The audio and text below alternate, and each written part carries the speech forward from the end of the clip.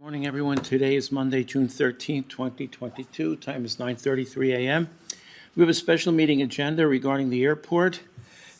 Attending are Commissioners Duncan, Brooks, and Filios. Do we have any changes to the agenda? Hearing none. Okay, first item, Luxury International LLC lease discussion. Stephen, please. Actually, I wanted to address this. Oh, go ahead. So I had read through the lease. It was something that we were supposed to approve last week, so you guys both should have. This was on last week's agenda, so both of you should have had an opportunity to read through the lease. I had it pulled because I had some questions. Hi, Dave. We just got started. Sorry, I went upstairs. Oh. Well, yeah, I did too, but they changed it, so. So there were some things that I wanted to go over in the lease for this project, because it's not a normal project for the airport. Okay. And so I wanted to understand some things, I guess. I don't know, Stephen, if you just want me to go kind of line by line, or in general, or? I don't know what your questions are, so. Sure. Okay. I guess, first of all, there's no renewal opportunity. This is just a base term of 50 years. Yeah. Okay, so in other leases, do they have an opportunity to renew? So technically, sort of. So you gotta keep in mind, the longest an airport can do is 50 years. Correct, right. So, and that was negotiated, he didn't really feel he wanted to do after 50 years. He was fine with the way this is written today. Okay, all right. Okay, so on section 5, project costs, it talks about leasee's share of the county expenses to construct and install utilities and all that stuff is zero. So are they going to be developing their water, sewer, and et cetera on their own? So, yeah, that's just their cost it's identified earlier that they have to pay for an extension of everything. That's a new section that was added as part of Gulfstream Road. It's been added Okay. to our lease agreements. Gotcha. So that we identify if there's a capital project. We identify initially like a major project, almost as an LID type of situation. We modified some leases it already was covered in our leases that we could charge for that anyways. Okay. But we added it to specifically identify costs, so that way it was upfront with everybody. Okay. And then section 6, base rent, excuse me. So the base rent is not changing over the whole 50 years. So base rent is gonna remain at the 5 cents per square foot, but then the percentages will always change. Right, which is a separate section. I understand that. But the base rent not changing, I mean, nobody else on the field has that, correct? And it's something we discussed. The problem is, okay, so it's 5 cents, you increase it. You're really not gaining much out of 5 cents, because it's just the capital cost, basically it's a whole cost of what it is. You're always gonna gain more, because let's face it, they're always gonna raise their rent, and we'll receive more funding out of that throughout the life of the project. Because I've never seen a storage unit not charge more throughout the life of a storage unit. Right, but you are assuming that it will not be a failure. You're assuming that it will be profitable. Well, that's why if they don't build, we actually revert immediately back to our market rates and everything like that. But somebody could be operating but not operating at a profit. So if they're not operating at a profit, does it go back to non-commercial rates? So we'll take 10%, 10 to 14% of their gross, not their profits. Okay, but it says gross profit, so it doesn't say gross income. So I guess that's kind of where I'm, Now that we might have a problem, we need to change that. It should be Okay. it should be gross income. okay, so it says gross profit. And that was the whole thing that started me getting into this line by line of the lease. The way it's worded, it's a revenue sharing project. It's like a joint venture, but then on page 19, section R points to, there's another section in here that points to that. It says it's not a joint venture, but legally, I mean, financially, it's set up to be a joint venture. So I think we do need to look at that. I would like any type of backup document and agreement that you have to know how these things started to be calculated.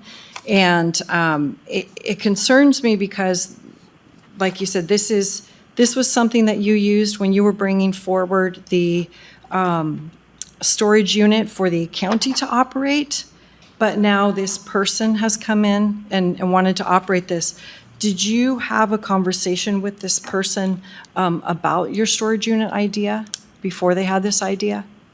I've talked to almost a dozen people about discussing storage units in this location. Okay. So, I guess my other concern is people do a lot of shell holding companies and stuff like that. So for me, I wasn't confident that we had a solid way of knowing what our income would be, because it's easy to say, okay, this company's leasing it from this company, and then this company doesn't have any profits, and so we're charging 5 cents per square foot, but all these other different percentages won't kick in if they are not showing the gross income. You know what I mean? I'm not explaining it very well, but it just, when I was reading through it, it kind of, it just made me concerned because, number one, it's not usual, which I'm not opposed to looking at unusual things, but I wasn't comfortable and confident that they couldn't get out of an actual looking like they're making money on paper. Does that make sense? and we'll, the one that I didn't catch the gross profit, we'll just change that to gross income. That's a wording we can change. But that's where we have, we will need to verify their rental rates, that's some work on our end, it always is, but it's not that unusual for airports to do audits of a lot of facilities in general for airports. So this gentleman's out of Sandpoint. That's where he's based from. And this is the same guy that wants an FBO on the airport. They backed out.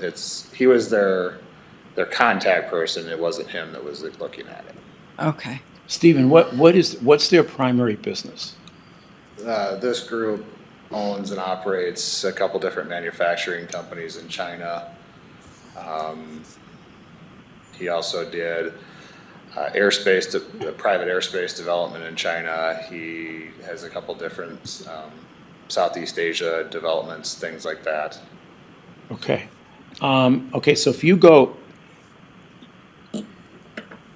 gross income is the way to do it because that's easy to measure. Yeah. And it's easy to disclose. Gross profit, as opposed to net, gross profit typically means. Gross profit's too hard to determine. Yeah, Gross income. and that's basically your revenue minus your cost of sales. And when you get into net profit, now you're getting into debt service and things of that nature. So as long as you're going gross income, that's easy to identify. Yeah, Okay, go I ahead. agree. Okay, so I guess there's a couple other, Section 6, the last paragraph, it talks about if their leasee is delinquent for a period of 30 days. Is that the same in all leases? Standard in all of our leases. Okay. I just want to make sure. So I also want to deal with page 5 and aggregate and, so page 5 is where the aggregate is. Sadly, I don't have that. I was looking on the computer. So we may want to add language about aggregate because it talks about when he spent $25,000. Well, if he spends $5,000 at a time, it's never going to be that $25,000. So maybe we need to have aggregate language in there. I'm not sure. I know, I can go over it with you, it's fine. And then, like I said, the way this is worded, it looks like a joint venture to me because your success depends on his success. And so the fact that page 19, section R points to that it's not a joint venture, I just want to make sure that we're all on the same page. If we're going to do something that's out of our normal standard leases and all that. So I'm happy to work with you and get some of these things straightened out. Okay, so Agree with that. what is it, just so that we're all on the same page, what is it that we need to straighten out here? This lease that was supposed to be approved last week, but it's on tomorrow's schedule, tomorrow's business meeting. So you guys going to be able to reconcile whatever differences there might be that we can get it on for tomorrow? Or do we need to go? No. The gentleman's in Bangkok right now, so. I'm sorry? He's Oh, in he's Bangkok. out of town. Yeah, Okay, he's yeah, out of 'cause- country. Country. Yeah. All right. So if you forward me what the comments are, I can take a look at them, and we can have a conversation with Dave over it.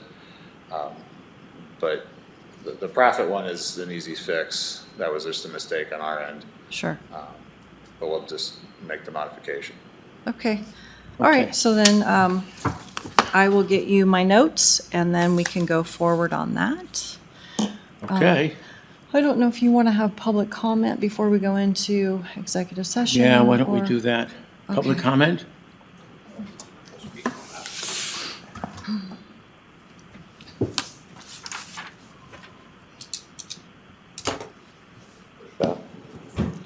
Shane Rogers.